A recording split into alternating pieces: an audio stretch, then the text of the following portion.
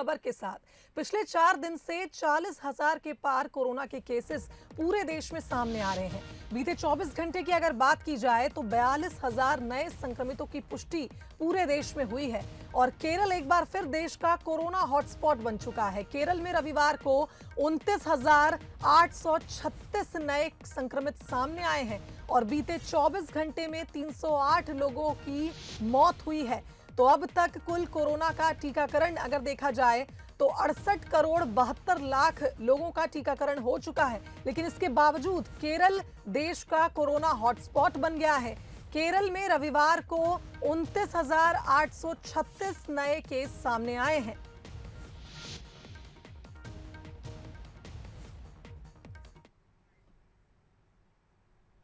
तो इस खबर पर हमारे साथ संवाददाता वासु चौरे लाइव जुड़ गए हैं, उनसे जानकारी ले लेते हैं। वासु, एक तरह से कहा जाए संक्रमण लगातार बढ़ता जा रहा है, ऐसी कई खबरें पिछले एक हफ्ते से आ रही हैं और अभी त्योहारों का सीजन ही शुरू हुआ था, त्योहारों का सीजन का भी आगाज ही हुआ है और ऐसे में एक बार फिर आंकड़े बढ़ रहे हैं, कहीं ये लापरवाही भारी ना पड़ जाए।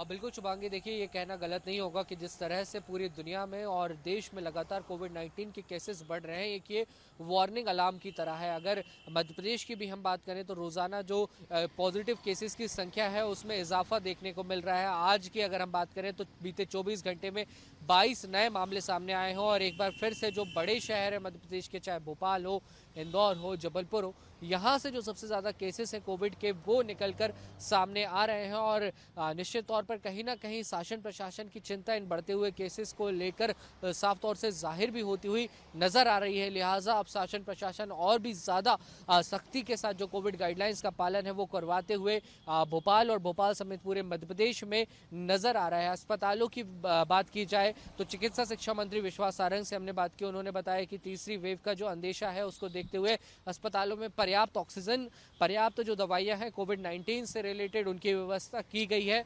बेड्स जो हैं उनको कहीं ना कहीं रिजर्व करने का काम भी लगातार जारी है। अगर अचानक केसेस बढ़ते भी हैं तो उनको तुरंत काबू में किया जाए और जो लोग कहीं ना कहीं कोविड से पीड़ित होते हैं, पॉजिटिव होते हैं, उनको समुचित इलाज उपचार मिल सके। हालांकि मध्य प्रदेश में शुभांगी इस समय बहुत ज़्यादा चिंता की बात नहीं है क्योंकि लगातार हमने देखा कि 2 चरण का बड़ा वैक्सीनेशन अभियान मध्य प्रदेश में चलाया गया। काफ़ी जो आबादी है मध्य प्रदेश की उसको वैक्सीनेट कहीं ना कहीं किया जा चुका है, लेकिन इसके साथ दवाई के साथ कड़ाई की भी बहुत ज़्यादा ज़रूरत है, आवश्यकता है। 2 गज की दूरी का हम पालन करें, मास्क ज़रूर लगाएं। तो केरल और महाराष्ट्र में जिस तरीके के कोविड-19 के चलते भयावह हालात बने हुए हैं उससे कहीं ना कहीं मध्य प्रदेश में अभी फिलहाल बचा जा सकता है। मध्य प्रदेश की राजधानी भोपाल और जो अन्य शहर में एयरपोर्ट्स हैं वहाँ पर अब मुस्तैदी के साथ जो कोविड की जो पेशेंट्स जो लोग आ रहे हैं, ट्रेवल करके आ रहे हैं, उनकी टेस्टिंग की जा रही है, उनको टेम्परेचर चेक किया जा रहा है और तमाम चीज़ों को सुनिश्चित, गाइडलाइंस को सुनिश्चित करने के बाद ही उनको शहरों में एंट्री दी जा रही है। इसी प्रकार का नज़ारा जो बस टर्मिनल्स हैं, जो रेलवे स्टेशन हैं, वहाँ पर भी नज़र आ रहा है। तो एहतियात पूरे कहीं ना कहीं बरते जा रहे हैं, रखे जा रहे हैं, लेकिन फिर भी जो बढ़ते हुए केसेस है वो एक वार्निंग अलार्म की तरह है और हमें बेहद सतर्क रहने की ज़रूरत है। क्राइसिस मैनेजमेंट ग्रुप लगातार संक्रमितों के जो आंकड़े हैं उन पर नजरें बनाए हुए हैं, लेकिन कहीं ना कहीं त्योहार जैसे जैसे पास आ रहे हैं, लोग मार्केट्स में अगर हम देखें या पब्लिक प्लेसेस पे देखें लापरवाही बरतते नजर आ रहे हैं। तो अब सवाल यही उठता है कि त्योहार सीजन शुरू होने से पहले ही अगर ये हालात हैं और केरल एक बार फिर हॉटस्पॉट बन गया है तो भले ही संक्रमण मध्य प्रदेश में काबू में हो लेकिन स्थिति कभी भी बिगड़ सकती है। उसको लेकर क्या कुछ विचार अभी चल रहा है सरकार का?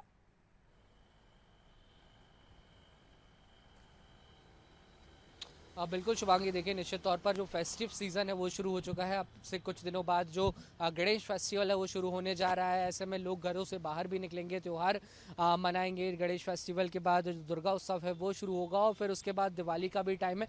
यही वो समय होता है जब बाज़ारों में सबसे ज़्यादा खरीदारी की जाती है, बाज़ारों में भीड़ भाड़ रहती है, सड़कों पर भी काफ़ी चहल पहल और रौनक होती है।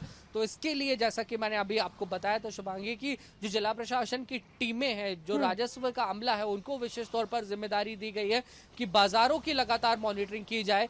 जो नगर निगम और जो अन्य जो दल है वो बाजारों में लगातार घूमेंगे और कहीं पर भी अगर कोविड गाइडलाइंस का वायलेशन होता हुआ पाया जाता है तो तुरंत सख्त कार्रवाई की जाएगी, चालानी कार्रवाई की जाएगी।